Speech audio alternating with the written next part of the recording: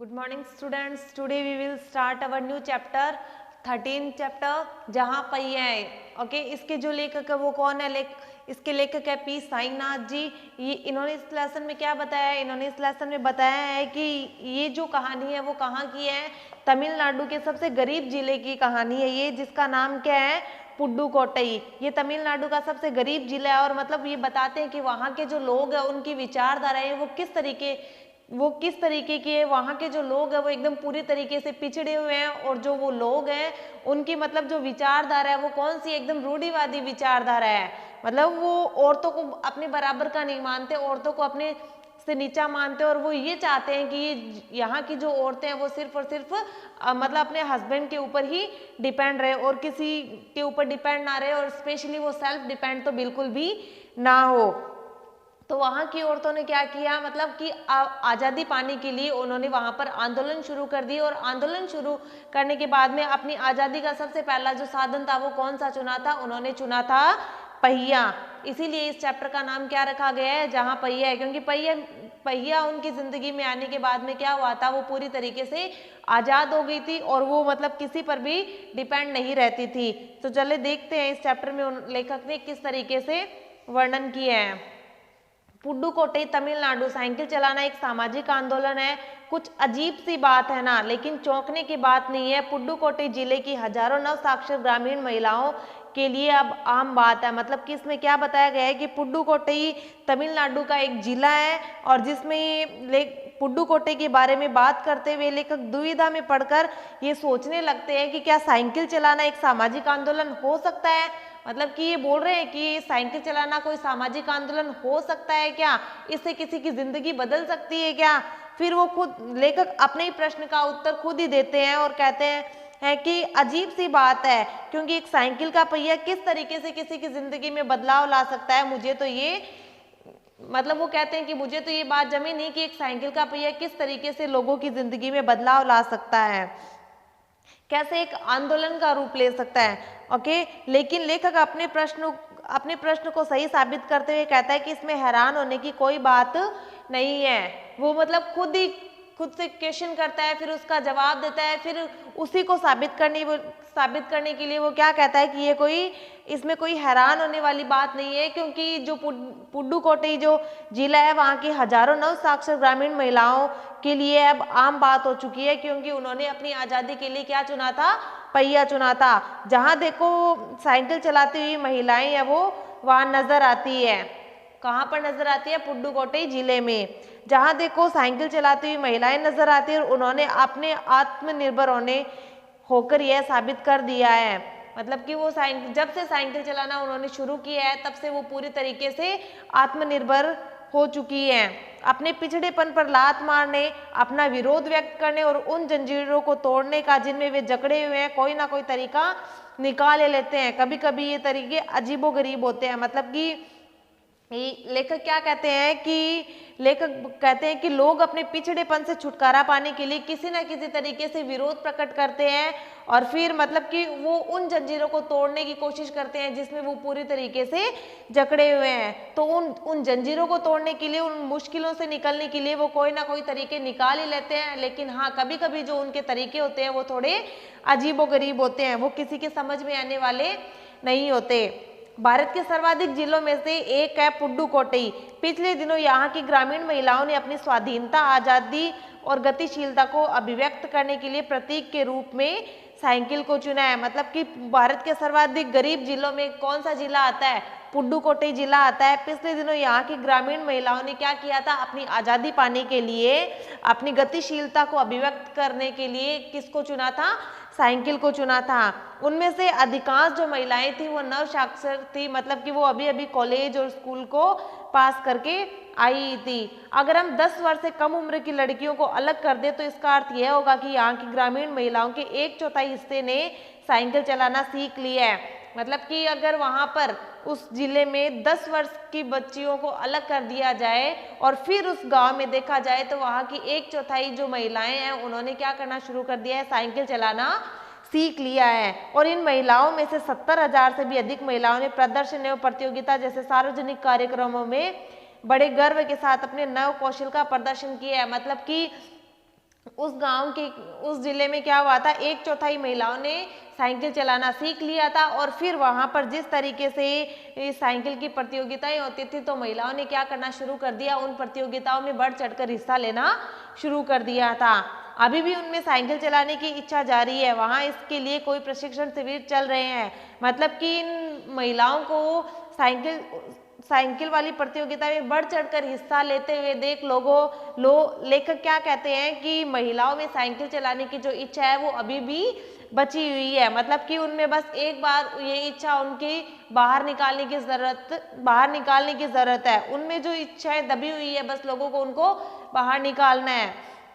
वहाँ इसके लिए कई प्रशिक्षण शिविर भी चल रहे हैं। मतलब कि वहाँ पर प्रतियोगिताएं तो होती रहती है, तो महिलाएं उसमें बढ़ चढ़कर हिस्सा भी ले रही है। लेकिन कुछ एक महिलाएं ऐसी है जिनको साइकिल चलाना नहीं आता, तो वहाँ पर प्रशिक्षण शिविर भी चल रहे हैं। इट मीन्स इसका मतलब क्या होता है कि वहाँ पर महिलाओं को साइकिल भी सिखाई जा रही है। ग्रामीण पुडुकोट्टई के मुख्य इलाकों में अत्यंत रूढ़िवादी पृष्ठभूमि से आई युवा मुस्लिम लड़कियां सड़कों से अपनी साइकिलों पर जाती हुई दिखाई देती है। मतलब कि पुडुकोट्टई जो इलाका है वो क्या है, मतलब वो जो इलाका है वो पूरी तरीके से रूढ़िवादी विचारधाराओं का है। उसमें जो लोग है वो क्या करते हैं कि लड़कियों को सिर्फ और सिर्फ घर में ही बैठना चाहिए। और मतलब कि वहां पर तो पहले ऐसे भी होता था कि जो मुस्लिम जो लड़कियां थी उन्हें घर से बाहर भी नहीं निकलने दिया जाता था, सिर्फ और सिर्फ उन्हें पर्दे में ही रखा जाता था।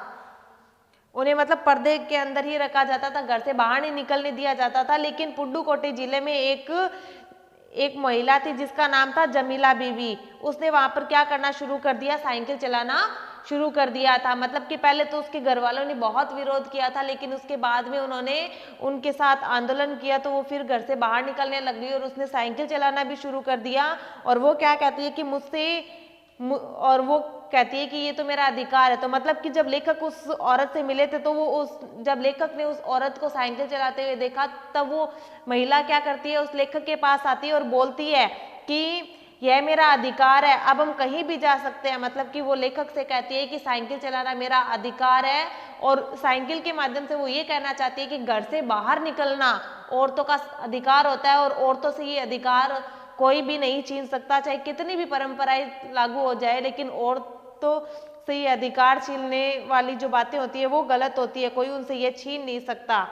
अब हमें बस का इंतजार नहीं करना पड़ता। मतलब वो लेखक से बताती है कि अब हम जब साइकिल चलाना सीख गए तो हम सेल्फ डिपेंड हो गए हैं, अब हमें किसी भी चीज का इंतजार नहीं करना पड़ता। यानी कि अब हम कहीं भी जाते हैं तो हमें उसके लिए बस का इंतजार नहीं करना पड़ता। मुझे पता है जब मैंने साइकिल चलाना शुरू किया तो लोग फप्तियां कसते थे, लेकिन मैंने उस पर कोई ध्यान नहीं दिया। मतलब कि वो लेखक से बताती है कि जब से मैंने साइकिल चलाना शुरू किया है तब मुझे पता था कि जब मैं साइकिल चलाती थी, सड़कों पर निकलती थी, तो लोग मेरे बारे में गलत बातें बोलते थे, मुझे गंदी गंदी बातें बोलते थे, लेकिन मुझे इन सब का कोई फर्क नहीं पड़ा। मैंने उन लोगों पर ध्यान नहीं दिया, मैंने सिर्फ और सिर्फ अपने ऊपर ही ध्यान दिया और मैं पूरी तरीके से साइकिल चलाना सीख गई।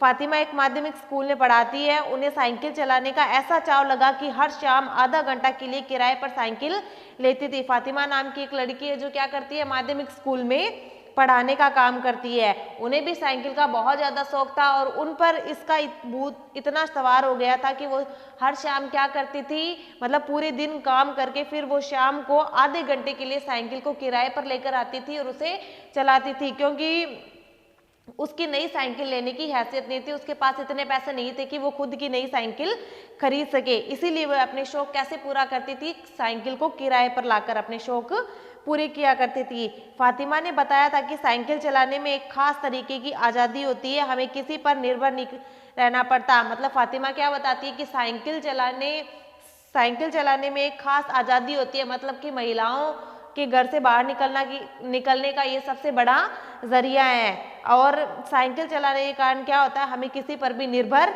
नहीं रहना पड़ता। मैं इस साइकिल को चलाना कभी भी नहीं छोड़ूंगी। जमीला, फातिमा और उसकी एक मित्र थी अवकनी, इन सब की उम्र 20 वर्ष थी और इन्होंने अपने समुदाय की अनेक युवतियों को साइकिल चलाना भी सिखाया था। मतलब कि इनमें 3 फ्रेंड्स थी, जिसमें एक थी जमीला, एक थी फातिमा और तीसरी थी अवकनी। ये लगभग सेम उम्र की थी, लगभग 20 साल की लड़कियां थी ये। और मतलब ये आपस में हमेशा घुल मिल कर रहती थी। और फिर इन्होंने क्या किया, और जो दूसरी युवतियां थी उनको साइकिल चलाना शुरू कर दिया था। इस जिले में साइकिल की धूम मची हुई है। इसकी प्रशंसकों में है महिला, खेती और मजदूर, पत्थर खदानों में मजदूरी करने वाली औरतें और गांव में काम करने वाली नर्सें। मतलब लेखक बताते हैं कि जब मैं उस गांव में गया था तो मैंने देखा था कि उस गांव में तो साइकिल की धूम मची हुई है। मतलब कि हर एक औरत के ऊपर साइकिल का वो भूत सवार हो चुका था। यहाँ की जो औरतें थी, मतलब कि जो खेतों में काम करने वाली औरतें थी, जो मजदूर थी, और जो पत्थर खदानों में काम करने वाली मजदूर औरतें थी, और गांव में जो नर्सें थी, उन्होंने भी क्या करना शुरू कर दिया था। वो क्या करती थी, हर संडे को एक जगह इकट्ठा होती थी, छुट्टी वाले दिन एक जगह इकट्ठा होकर वो क्या करती थी, साइकिल चलाना सीखा करती थी। बालवाड़ी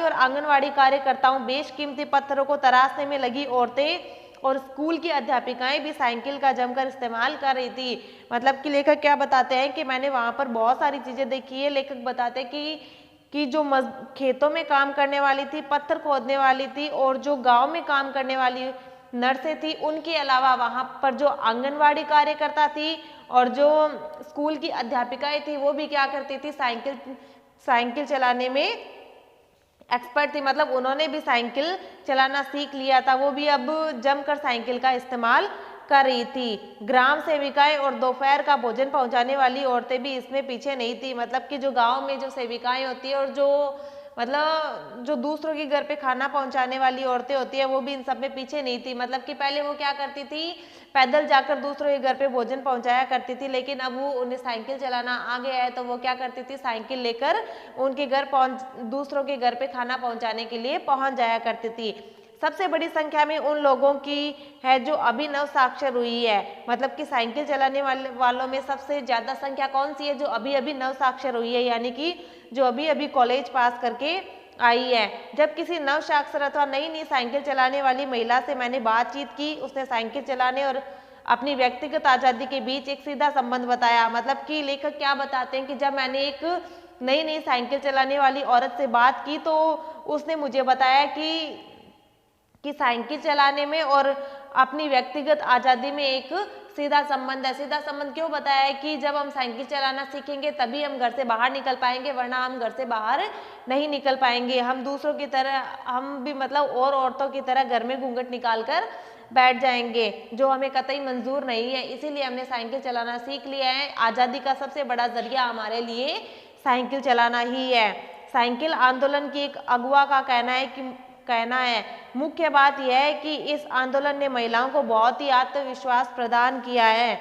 मतलब कि साइकिल चलाने की शुरुआत जिसने की थी वो क्या कहती है कि मुख्य बात यह है कि इस आंदोलन ने महिलाओं को बहुत ही आत्मविश्वास है वो प्रदान किया है। ठीक है, महत्वपूर्ण यह है कि इसने पुरुषों पर उनकी आत्मनिर्भरता कम कर दी है। इसमें सबसे मेन इंपॉर्टेंट बात क्या थी कि जब से महिलाओं ने साइकिल चलाना सीख लिया है, ये पुरुषों पर निर्भर नहीं रहती है। अब हम प्राय देखते हैं कि कोई औरत अपनी साइकिल पर 4 किलोमीटर तक की दूरी आसानी से तय करके पानी लेने जाती है। मतलब कि पहले तो वो क्या करती थी, औरतें पैदल जाती थी, इतने बड़े बड़े मटके वगैरह होते थे, वो क्या करती थी अपने सर पर उठाकर लेकर आती थी। लेकिन उसके बाद में क्या हुआ, जब से इन्होंने साइकिल चलाना सीख लिया तो फिर इन्होंने क्या किया, साइकिल के ऊपर इतने बड़े बड़े जो पानी के मटके वगैरह होते थे ये लेकर आसानी से आ जाती थी, फिर इनको कोई प्रॉब्लम नहीं होती थी। कभी कभी इनके साथ में इनके बच्चे भी होते थे। यहाँ तक कि साइकिल से दूसरे स्थानों के सामान ढोने की व्यवस्था भी खुद ही की जा सकती थी। मतलब पहले एक जगह से दूसरे जगह सामान या तो ये अपने सर पर उठाकर लाते थे या इन्हें किसी दूसरे पुरुष पर डिपेंड रहना पड़ता था। लेकिन साइकिल चलाने की वजह से क्या हो गया, ये खुद ही उस सामान को साइकिल पर रखकर ले आती है। लेकिन यकीन मानिए जब इन्होंने साइकिल चलाना शुरू किया तो इन पर लोगों ने जमकर प्रहार भी किया। मतलब कि ये औरत क्या बताती है कि जब से यहाँ की महिलाओं ने साइकिल चलाना शुरू की है, लोगों ने जमकर प्रहार किया है, लोगों ने इनके ऊपर ताने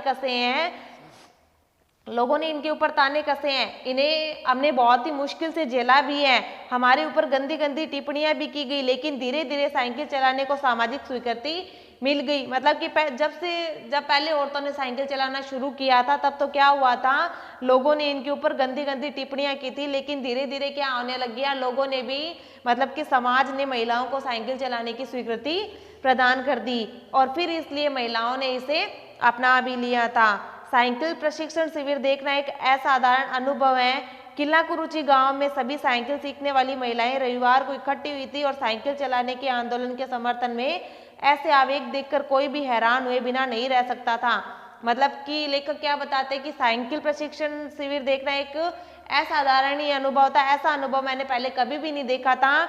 मतलब वो बताते हैं कि जब मैं किला कुरुचि गांव में गया था तो वहां पर मैंने देखा था कि रविवार को महिलाएं क्या होती थी, एक जगह इकट्ठा होती थी और फिर वहां पर वो साइकिल चलाना सीखती थी। साइकिल चलाने के आंदोलन में मतलब इतना वहां पर समर्थन देखकर मैं हैरान रह गया था और वैसे सिचुएशन देखकर हर कोई व्यक्ति होता है वो हैरान हो जाता है। उन्हें इसे सीखना ही है साइकिल, मतलब उनमें इतना जोश भरा हुआ था कि हाँ हमें तो साइकिल हर हाल में सीखना ही है। साइकिल ने उन्हें पुरुषों द्वारा थोपे गए दायरे के अंदर रोजमर्रा की घिसी पिटी चर्चा से बाहर निकालने का रास्ता दिया है। मतलब कि पुरुषों द्वारा जितने भी उनके ऊपर दायरे थोपे गए थे उनसे उनको आज़ादी मिल गई है और जो रोजमर्रा की जो घर में जो घिसी पिटी चर्चाएं होती है उनसे भी उन्हें आज़ादी मिल गई है, क्योंकि साइकिल के जरिए वो अब घर से बाहर निकल जाती है जिनकी वजह से उन्हें कोई भी घर वालों की जो बातें वगैरह होती है वो सुनना नहीं पड़ता था। ये नव साइकिल चालक गाने भी गाती है, उन गानों में साइकिल चलाने को प्रोत्साहन दिया गया। मतलब ये औरतें क्या करती है, जब एक साथ साइकिल चलाकर निकलती है घर से तो फिर ये क्या करती है, रास्ते में गाने गाती हुई मौज करती हुई ये साइकिल चलाती है। इनमें से एक गाने की पंक्ति का भाव है, ओ बहिना आ सीखे साइकिल घूमे समय के पहिए संग। मतलब कि ये गाने गाती हुई चलती है। उसमें से एक जो गाना था उसमें ऐसा था कि आ बहिन आ सीखे साइकिल और घूमे समय के पहिए के संग, और मतलब कि साइकिल चलाते हुए हम पूरे गांव में घूमते हुए निकल जाएं। ओके, आपका चैप्टर हाफ हुआ है और नेक्स्ट चैप्टर को हम नेक्स्ट वीडियो में कंप्लीट करेंगे। Thank you.